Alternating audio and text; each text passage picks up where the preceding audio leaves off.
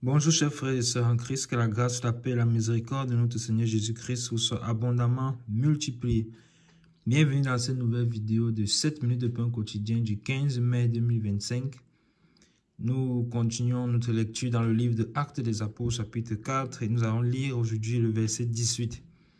Donc, nous sommes toujours en train de voir, comme les jours précédents, de voir quelle était la méditation négative des personnes, des chefs du peuple, des sacrificateurs, des sadducéens, des chefs du temple, qui étaient là, essayant d'accuser les apôtres Pierre et Jean, de trouver des choses d'accusation contre eux, suite à la guérison de l'homme qui était boiteux, qui se tenait à la porte du temple appelé la Belle, boiteux depuis la naissance. Nous avions donc vu que les apôtres avaient clairement dit, ils les avaient pris, non seulement eux à témoin, mais le peuple d'Israël, leur faisant savoir que c'est le nom de Jésus-Christ qui a donné la vie aux jambes de cet homme-là.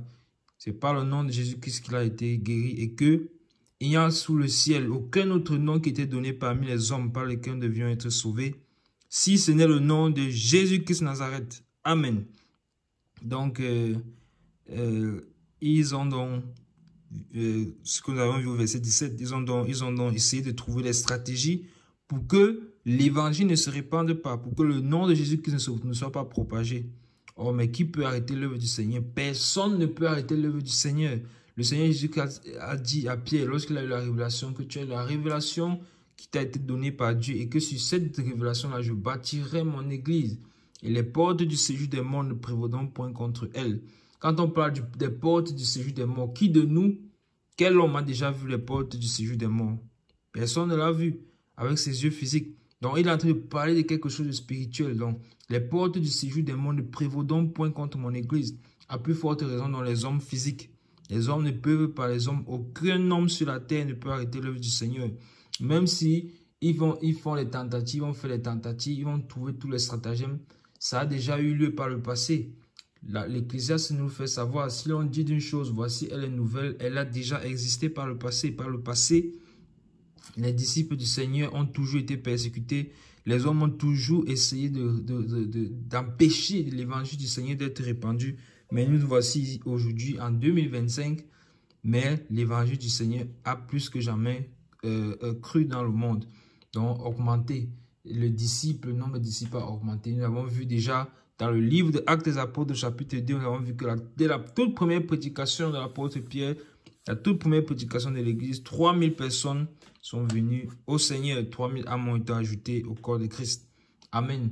Et donc, nous voyons que, justement, même au travers de la mort du Seigneur, lorsque Jésus-Christ a été crucifié à la croix, le diable pensait qu'il avait vaincu. Mais en réalité, il ne savait pas que Jésus-Christ mourait afin de donner la vie à plusieurs autres petits Jésus, entre guillemets, c'est-à-dire que nous sommes, Jésus qui habite maintenant en nous, donc la semence a été multipliée parce que le Seigneur a dit, si le grain de blé tombé en terre ne meurt, il ne peut porter du fruit. Vous voyez que quand une graine tombe, il faut mourir, c'est ce que le Seigneur a fait pour nous, il est mort.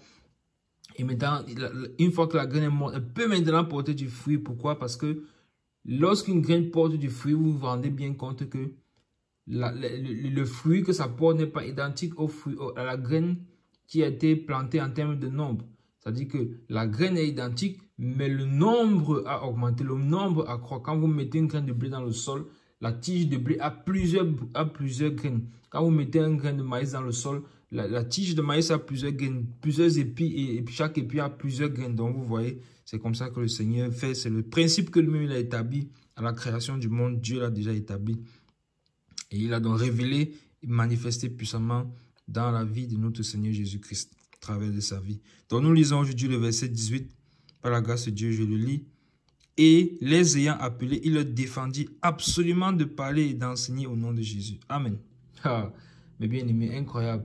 Il les défendit absolument. Donc ils ont donné des instructions fermes. Vous ne devez plus annoncer ce nom. Vous ne devez plus parler au nom du Seigneur Jésus-Christ. Vous ne devez plus enseigner en son nom.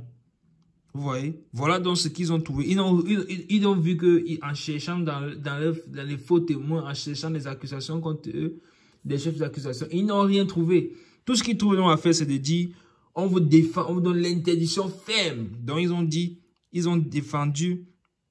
est défendu absolument de parler ou d'enseigner au nom de Jésus. C'est incroyable. Donc, même parler. Voici maintenant les apôtres qui sont privés de la liberté de parole. Un droit fondamental. On veut les empêcher de parler du Seigneur. Et ensuite, on veut les empêcher d'enseigner au nom du Seigneur. Vous voyez? Donc, on veut tout faire pour éteindre le nom du Seigneur Jésus-Christ. Et c'est ce que nous avons déjà commencé à voir hier.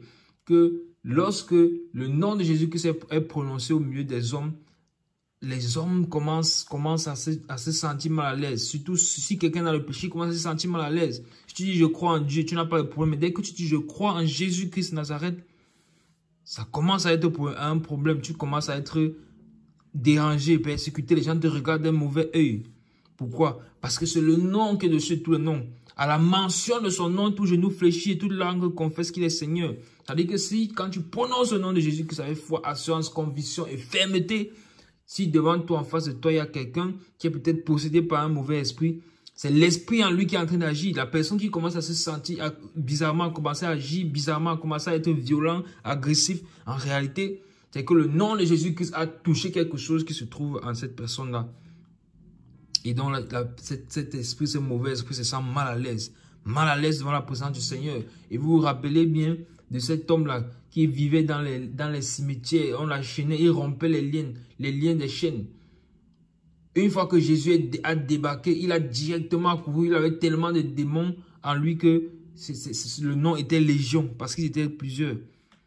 Mais dès que le Seigneur est venu, directement il est sorti de là où il se trouvait, il est venu vers le Seigneur. Pourquoi? Il a été dérangé. La présence du Seigneur, l'aura que le Seigneur dégageait, la puissance du Saint-Esprit l'a fait sortir de là où il était.